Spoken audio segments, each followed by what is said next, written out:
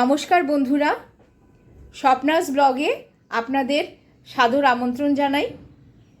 এখন তো শীতকালে তো বাজারে অনেক ফুলকপি উঠেছে।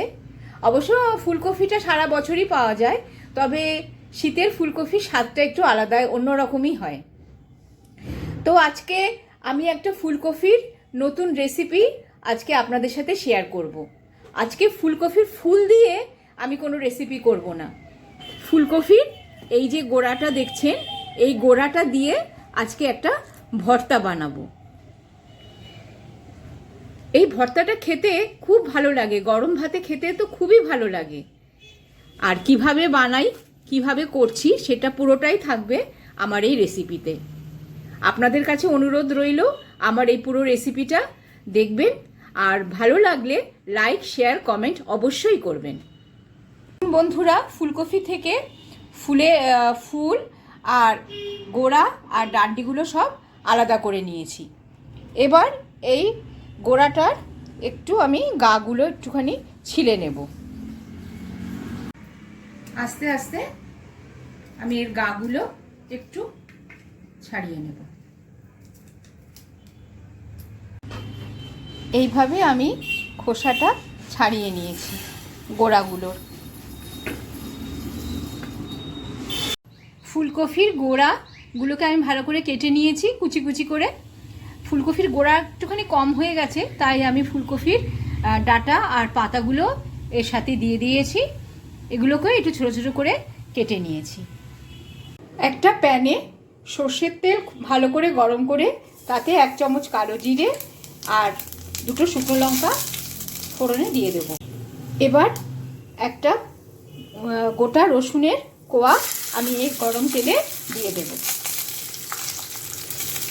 দিয়ে ভালো করে নাড়াচাড়া করব, একটু লাল লাল করে ভেজে নেব। শুকনো লঙ্কা, রসুন আর কালো জিরে আমার লাল লাল করে ভাজা হয়ে গেছে। এবার কোচানো ফুলকপির গোড়া আর পাতা আর ডাল আমি এই গরম তেলে দিয়ে দেব। এবার এর মধ্যে একে একে হলুদ আর নুন দিয়ে দেব, দিয়ে ভালো করে সাঁতলে নেব।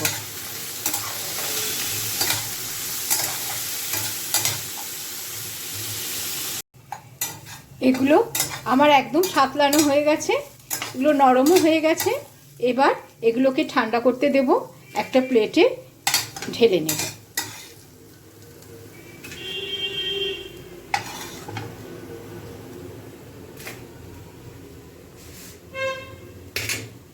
সবগুলো আমি একটা প্লেটে ঢেলে নিয়েছি।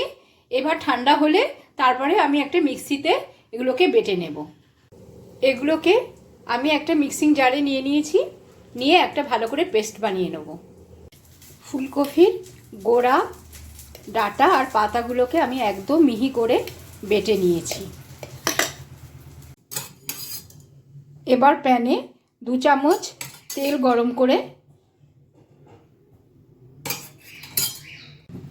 ভর্তাটা দিয়ে দেব।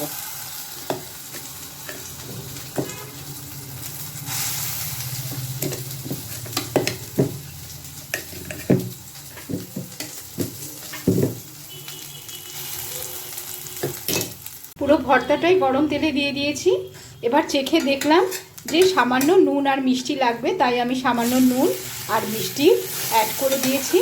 দিয়ে এবার ভালো করে নাড়াচাড়া করব যতক্ষণ না ভর্তাটা প্যানের গা ছেড়ে দেয়। ভর্তাটা দেখুন একদম প্যানের গা ছেড়ে দিয়েছে, একদম শুকিয়ে গেছে। এবার আমি একটা বাটিতে নামিয়ে নেব। ফুলকপির গোড়া, ডাঁটা আর পাতা দিয়ে এই ভর্তাটা তৈরি করেছি। এই ভর্তাটা আমার একদম হয়ে গেছে। এবার আমি একটা বাটিতে নামিয়ে নেব।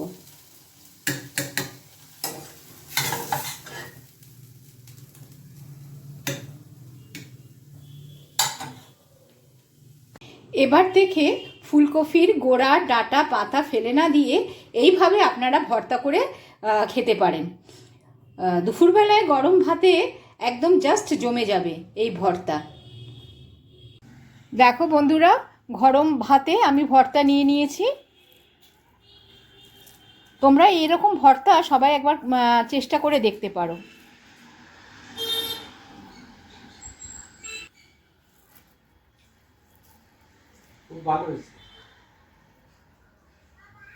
দারুণ দারুণ, গরম গরম ভাতে জাস্ট জমে যাচ্ছে, দারুণ হয়েছে খেতে।